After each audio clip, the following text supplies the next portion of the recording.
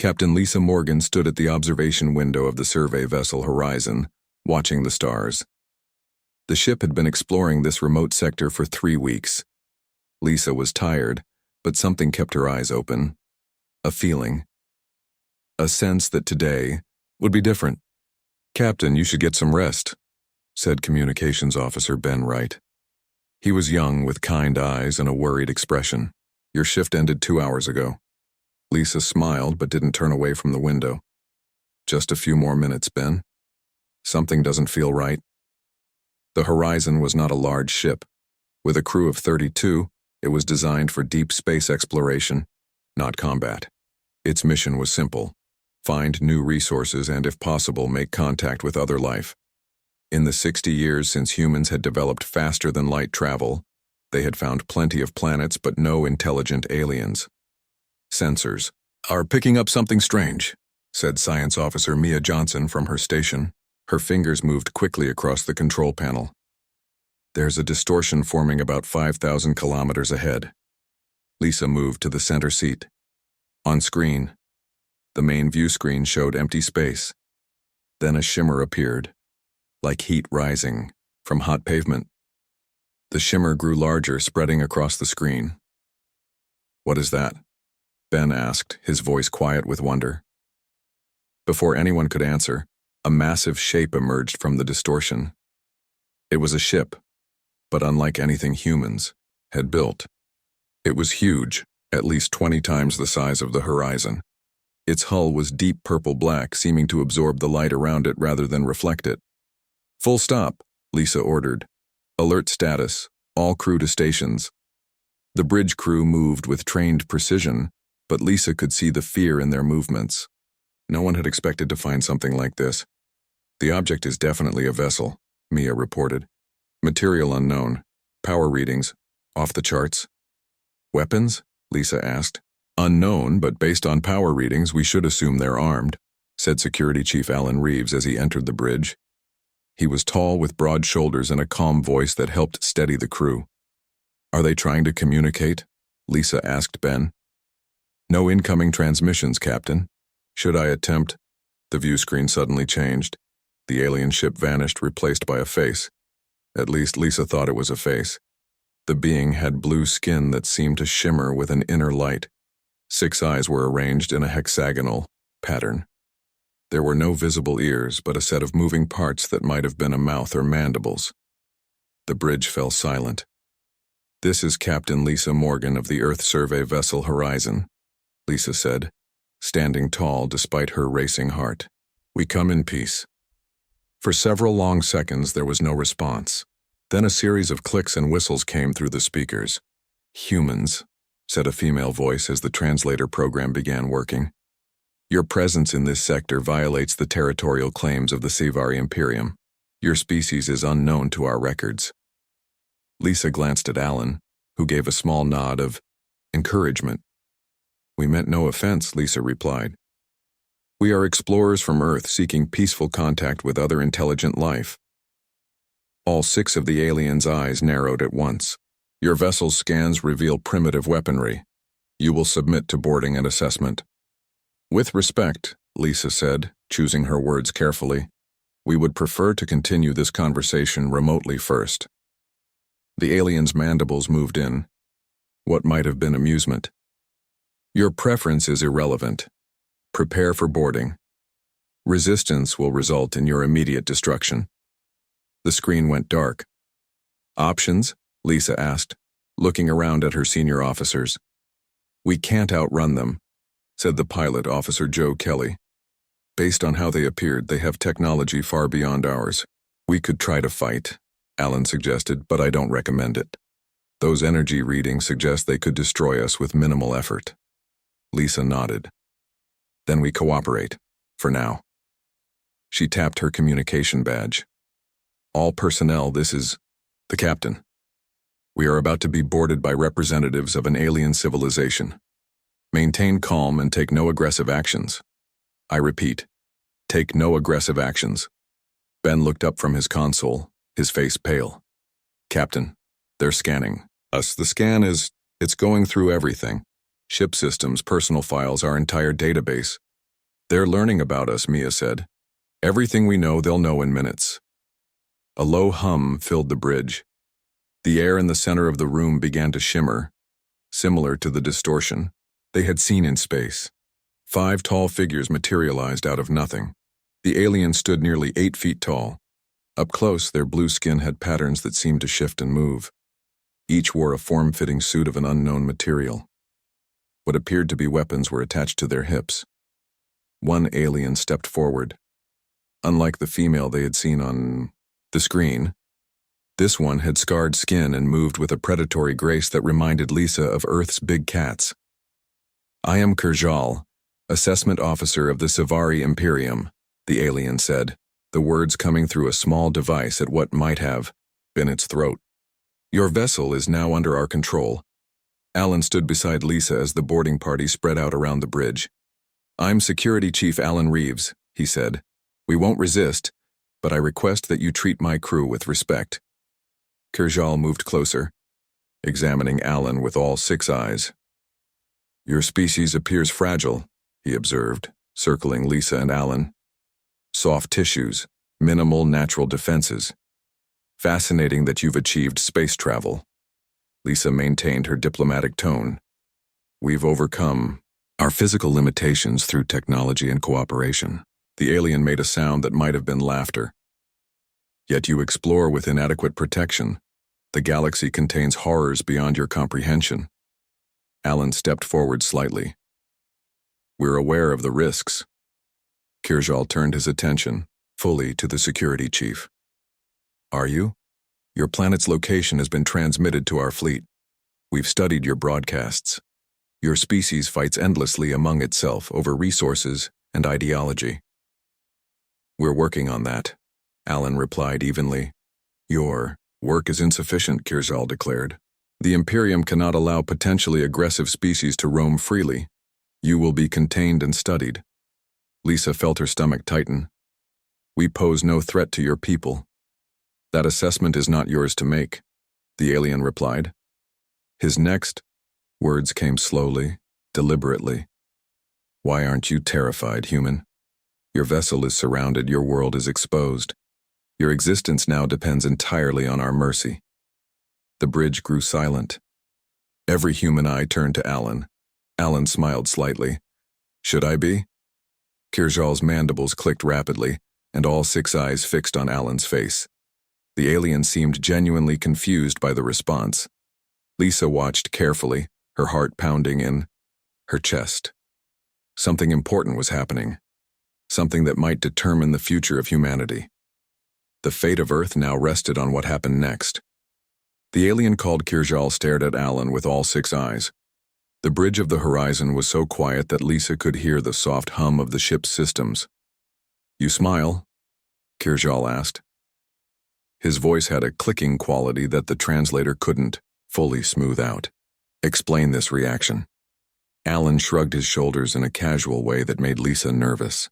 This was first contact with an alien species that could destroy them with a thought, and her security chief was acting like he was in a bar talking to an old friend.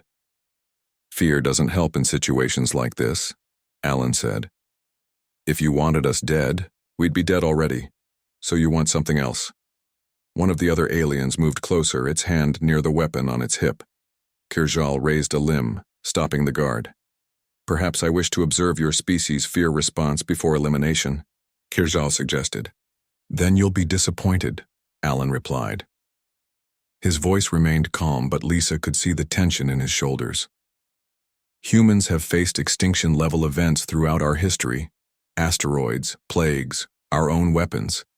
We've stared into the abyss so many times that some of us have gotten pretty comfortable with it. Lisa watched the exchange carefully.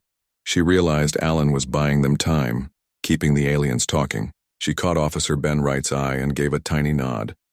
Ben understood and began quietly typing commands into his console, backing up ship data and sending an emergency signal toward Earth. Even if it would take years to reach home, at least there would be a record of what happened here. Besides, Alan continued, we've imagined creatures like you for centuries in our fiction.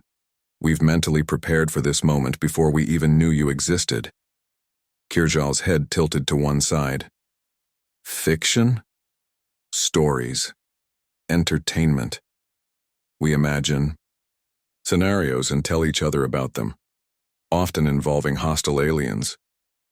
The alien guards exchanged looks that Lisa couldn't interpret.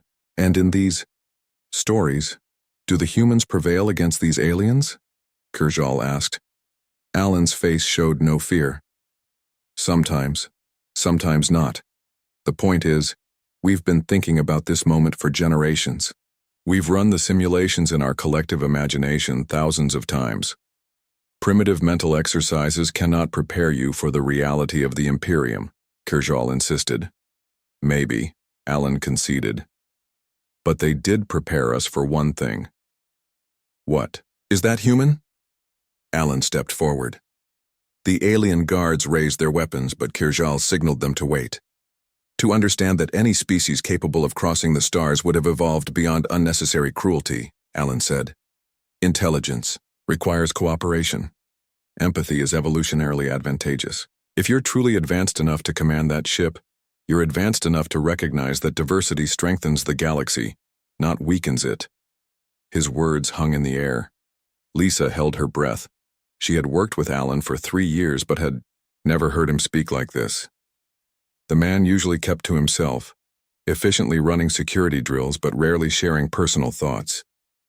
Kirjal stood motionless for what felt like minutes but was probably only seconds. Then the alien made a sound that the translator couldn't process. It was a vibration that Lisa felt more than heard, making the hair on her arms stand up. The other alien guards exchanged glances. Slowly, they lowered their weapons. What's happening? Lisa whispered to Alan, who had moved back to stand beside her. Before he could answer, Kirjal spoke again. Your response is unanticipated. The test requires fear, flight or submission. Your species demonstrates neither. Test? Lisa questioned, finding her voice. What test? Kirjal's mandibles relaxed. The alien seemed less threatening now, its posture changing subtly. We are not the Sivari Imperium. That entity does not exist. We are the collective guardians of this sector. For 12,000 cycles, we have tested emerging species before permitting them access to the larger galactic community. Officer Mia Johnson gasped from her science station. You mean this was all fake? A setup? Not fake, Kirjal corrected. A necessary evaluation. Most species respond to our arrival with either aggression or complete submission. Both responses are deemed unworthy of further contact. And our response? Alan asked. Is the third path, rare and valuable. Kirjal turned to Lisa. Captain, your security officer's words contain wisdom uncommon in newly spacefaring races. The absence of terror in the face of apparent doom suggests your species possesses psychological resilience, beneficial to galactic stability.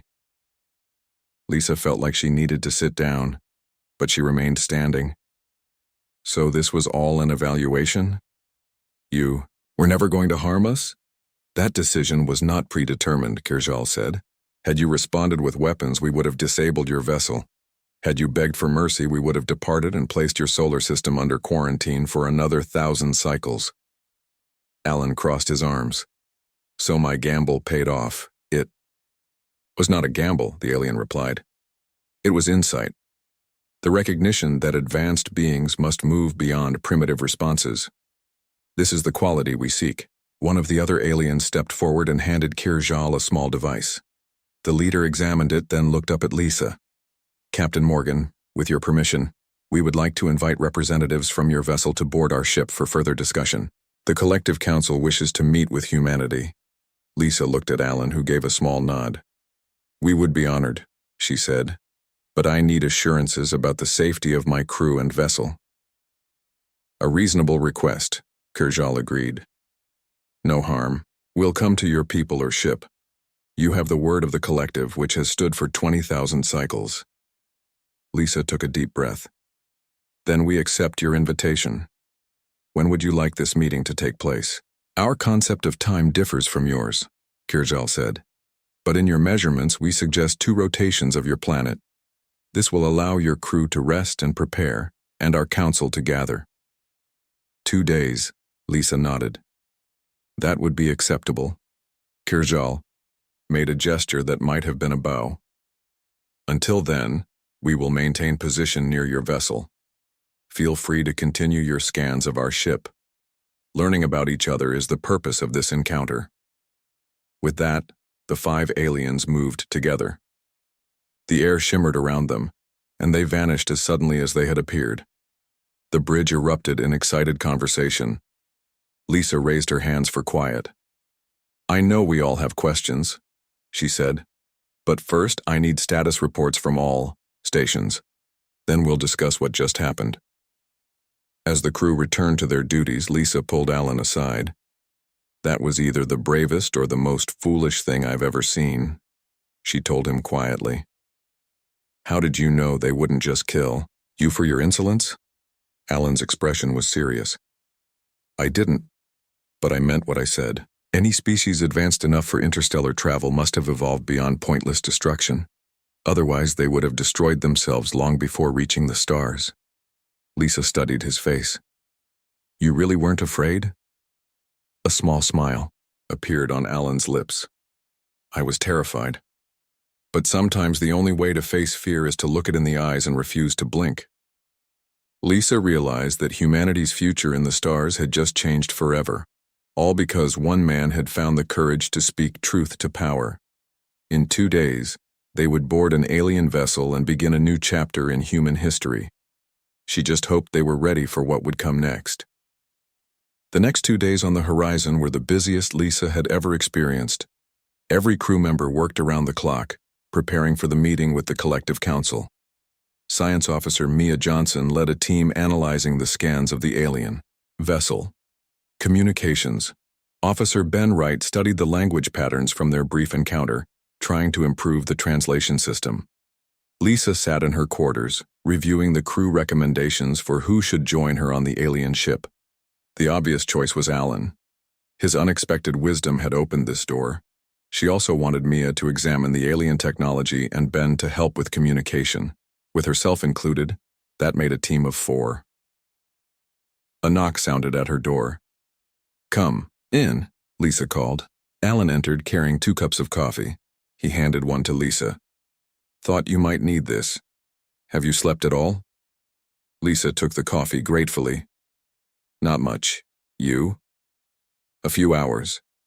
Alan sat in the chair across from her. The crew is nervous, excited but nervous. Can you blame them? Yesterday we thought we were about to die. Today we're preparing for a diplomatic mission that could change the course of human history. Lisa sipped her coffee. I've decided on the away team. You, me, Mia, and Ben. Alan nodded. Good choices. I want to understand what happened on the bridge, Lisa said. How did you know what to say to them? Alan looked into his cup for a moment. Before answering, my grandmother was a diplomat. She always said that when faced with a potential enemy, look for common ground. These aliens, the Collective, they've been around for thousands of years. They've seen species rise and fall. What would they value in a newcomer? Not strength, they're clearly stronger than us. Not technology, they're obviously more advanced. So what then? Lisa asked. Potential, Alan said simply. The potential to become something better, to grow without becoming a threat. They wanted to see if we could think beyond fear and aggression. Lisa studied him. You took a big risk. Alan smiled. Sometimes the biggest risk is taking no risk at all. The ship's communication system beeped. Captain, Ben's voice came through. The alien vessel is hailing us. On my way, Lisa replied, standing up. She and Alan headed to the bridge. The main screen showed the alien commander they had first encountered, the one with the female voice. Behind her, Lisa could see a room filled with strange technology. Greetings, Captain Morgan, the alien said. I am Zalvek, first observer of the Collective. Are your representatives prepared to visit our vessel? We are, Lisa replied. A team of 4 will transport over, with your permission. Granted. We will bring you aboard in 1 hour. No special preparations are needed. Our environments are compatible. The screen went dark. 1 hour. Lisa announced to the bridge crew. Away team, meet in the transporter room in 45 minutes. Full dress uniforms. The next hour passed quickly. Lisa, Alan, Ben, and Mia gathered in the transporter room, all wearing their best uniforms. Each carried a small recording device and an emergency beacon, though Lisa doubted the beacons would work if the aliens decided to trap them. Remember, Lisa told her team, we represent all of humanity now. Be respectful, curious, and honest. At exactly 1 hour after the communication, the air around them began to shimmer.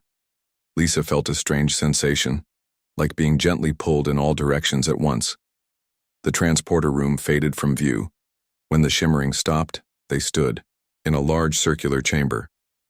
The walls were a soft blue color that seemed to glow from within. The floor was firm but had a slight give to it, like walking on moss. 6 aliens waited for them, including Kirjal and Zalvek. Welcome to the observation vessel Harmony, Zalvek said. Please follow me to the council chamber. They walked through corridors that curved gently. There were no sharp angles anywhere. Other aliens passed them, each nodding in what seemed to be a sign of respect. Lisa noticed that some had different skin colors ranging from deep blue to a pale green. Your species has variety, Lisa commented. Different colors and features. Yes, Zalvek replied. The collective includes 7 distinct evolutionary branches from our home world. Unity and diversity is our strength. They entered a large room where 5 aliens sat in a semicircle. These aliens looked older, with deeper color patterns on their skin and slower movements. The collective council, Zalvek announced. Honored elders, I present the humans from the vessel Horizon.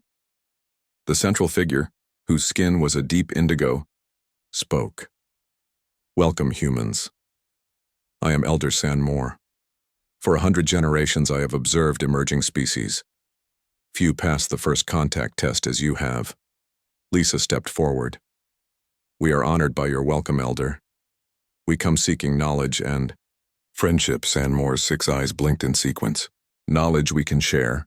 Friendship must be earned. But you have made a promising start. Mia couldn't contain her scientific curiosity any longer. Your technology is amazing. The way you appeared in our space, your transportation system, this ship, it's beyond anything we've developed. Yes, agreed Sanmore. Your species is young, barely a breath in the cosmic timeline. Yet your security officer showed wisdom beyond your years. The elder turned to Alan. Tell me, human, what made you respond as you did? Alan stood straight as he answered. I believe that any truly advanced civilization would value communication over conquest. The universe is vast. There's room for many kinds of life. A sound like soft bells filled the room. Lisa realized the council members were making the same untranslatable sound Kirjal had made on the bridge. This sound, Ben asked, what does it mean? Our translator couldn't process it. Zalvek answered, it is appreciation, a recognition of truth well spoken. Our language has emotional components your technology cannot yet interpret. Sanmore raised a hand for silence. Humans, we have studied your world through your broadcasts and data networks. You are a divided species. You fight among yourselves. You damage your planet. Yet you also create beauty. You value life. You imagine better futures. We're trying to be better, Lisa said. We don't always succeed, but we keep trying. This effort is what interests us, Sanmore replied. The collective has existed for 20,000 of your years. In that time, we have encountered 112 spacefaring species. Only 27 have passed our tests. What happens to those who fail? Mia asked. Kirjal answered, they are observed but not contacted. Some destroy themselves. Others remain trapped in cycles of war and conquest, never reaching their potential. A few eventually evolve and are tested again. And those who pass? Alan asked. They join the greater community, Sanmore said. They learn. They contribute. They grow. Zalvek stepped forward holding a small crystal device. This contains navigational data for reaching Nexus Station, where representatives of the 27 approved species gather. Your world may send a delegation. Lisa's heart raced. This was bigger than she had imagined. Not just one alien species, but 27 working together. When would this delegation be expected? The next gathering occurs in 3 of your months, Sanmore said. This should give your world time to select representatives. Our world doesn't know about you yet, Lisa pointed out. We're just a survey ship. It will take years for our message to reach Earth. The elder made a gesture, and a holographic display appeared in the center of the room. It showed Earth spinning slowly. We have faster communication methods, Sanmore said. With your permission, we will send a message to your leaders, explaining what has occurred here. Lisa looked at her team. Ben nodded eagerly. Mia seemed lost in studying the hologram technology. Alan met her eyes and gave a small, encouraging nod. We accept your offer, Lisa said. But our world has many leaders, many nations. We are aware, Sanmore replied. We will contact your United Nations organization. From there, your people must decide their own path. Lisa realized that everything was about to change for humanity. Earth would soon know they were not alone in the universe. And it had all started because one man wasn't afraid to face the unknown with courage and wisdom.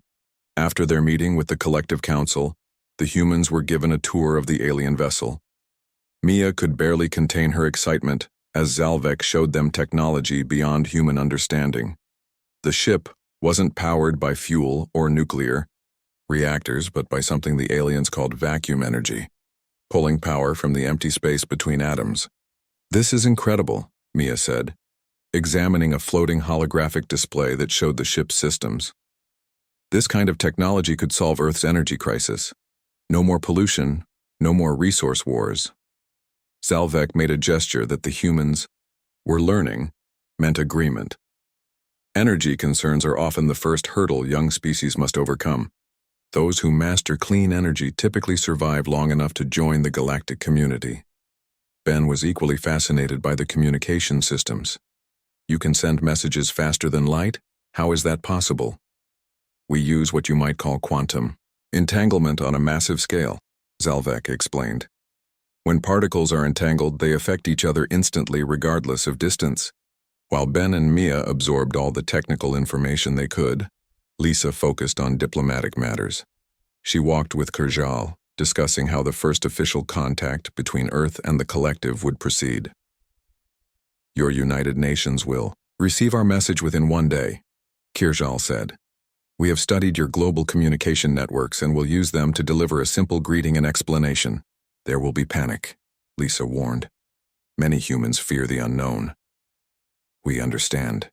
This reaction is common among all species. Fear comes before acceptance. Kirjal's voice softened. This is why we tested your crew first. You have shown that humans can move beyond fear. Your leaders must now demonstrate the same wisdom. Alan had been quiet during much of the tour, observing everything with careful attention. Now he asked the question that had been bothering him. You've encountered 112 spacefaring species, but only approved 27. What happened to the others? Are they still out there, exploring and expanding? Kirjal turned all 6 eyes to Alan. Yes, some thrive within their own regions of space. Others have formed alliances separate from the collective. A few have become threats that we monitor carefully. Then the galaxy isn't entirely peaceful, Alan noted. Peace is a process, not a state, Kirjal replied. The collective works toward greater harmony, but we do not control all species or all regions. Space is vast, there are dangers. What kind of dangers? Lisa asked. Before Kirjal could answer, a soft tone echoed through the ship. Zalvek approached them quickly. We have received a signal from Nexus Station, she said to Kirjal. The Draxians have violated the neutral zone again.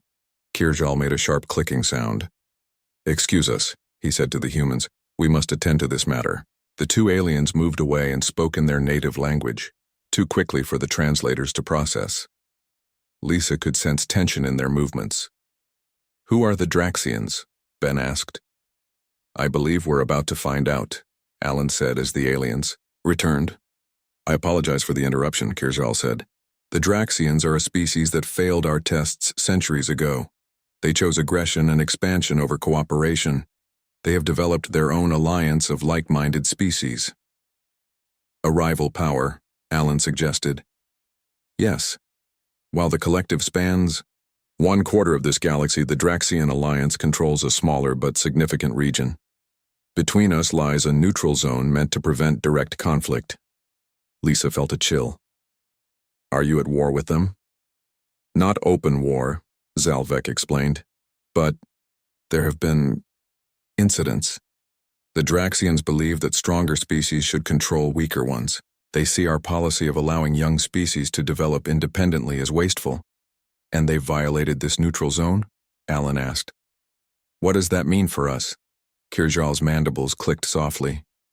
It means your introduction to the galactic community comes at a complex time. The Draxians will learn of our contact with humanity.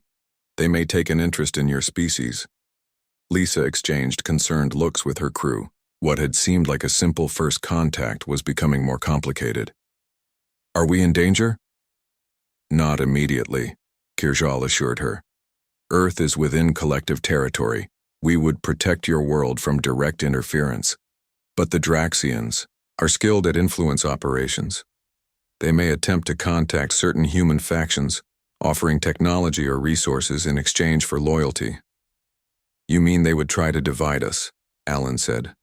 Turn humans against each other. It is their typical approach with new species, Zalvek confirmed.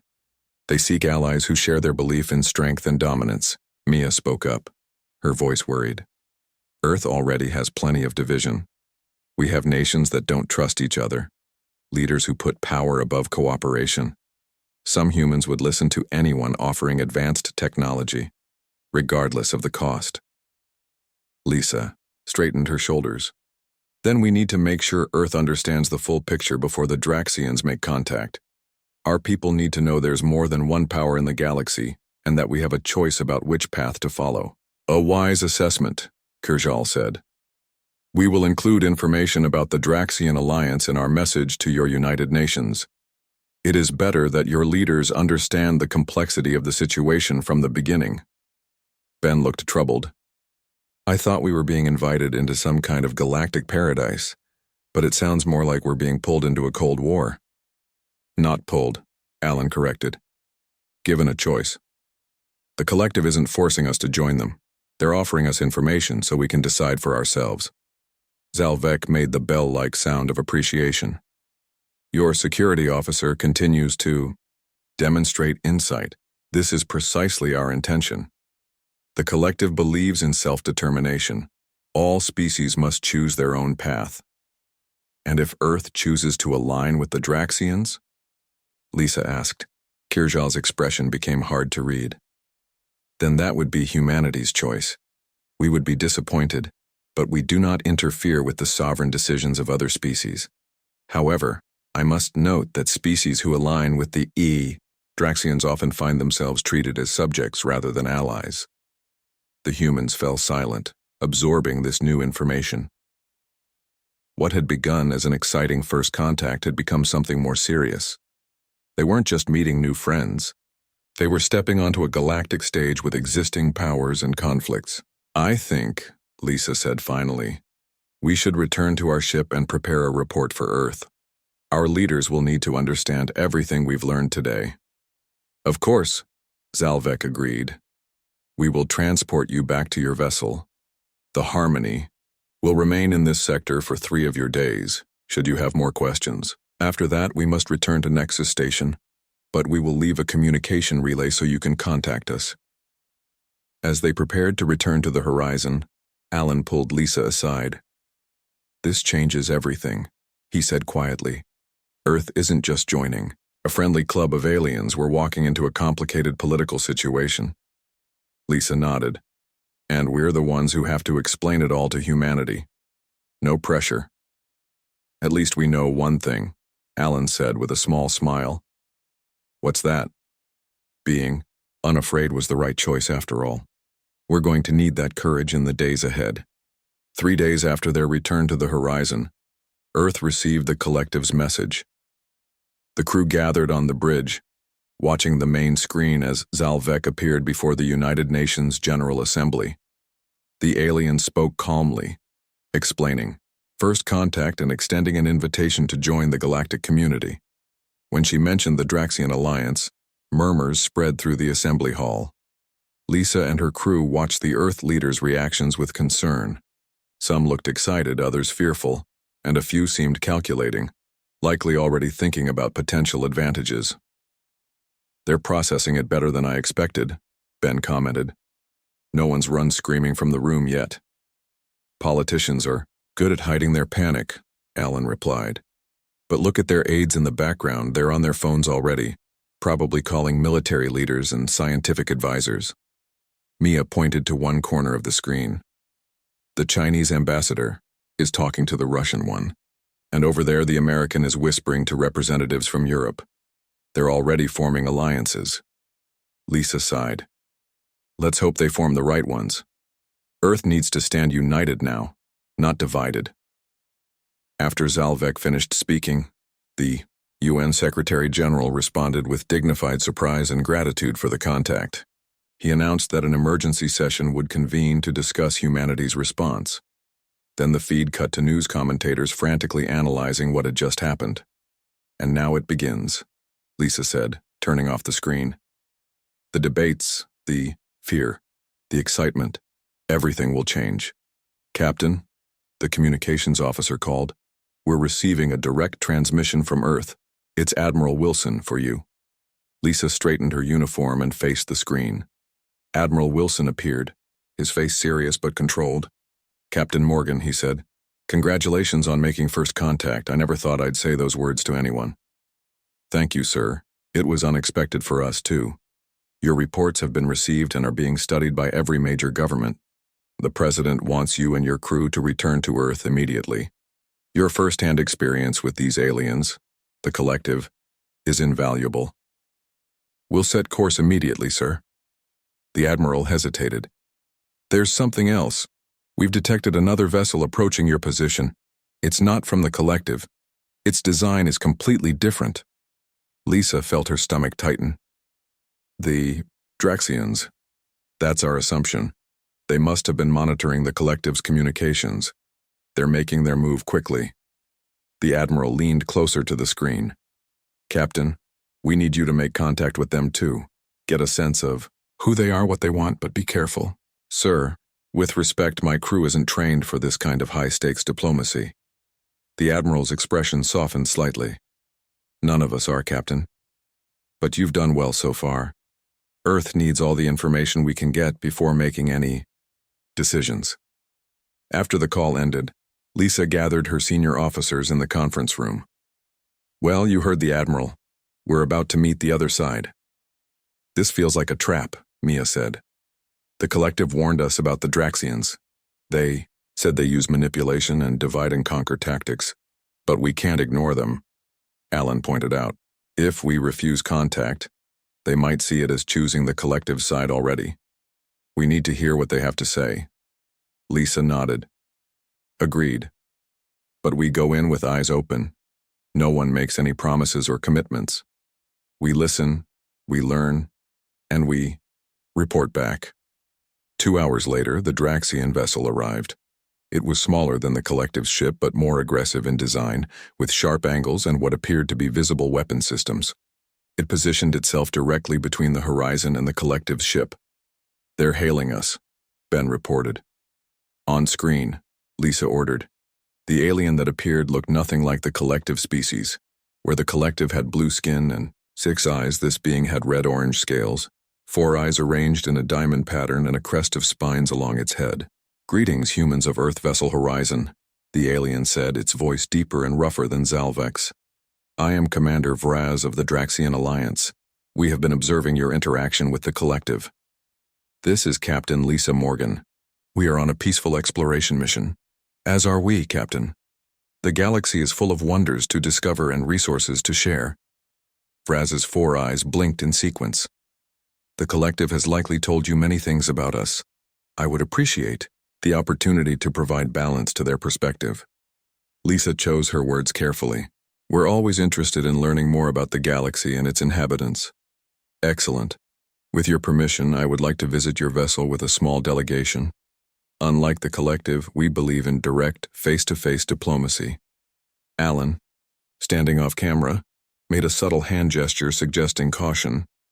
Lisa understood. We would be happy to receive you, Commander. However, we are preparing to return to our home planet. Perhaps a brief meeting?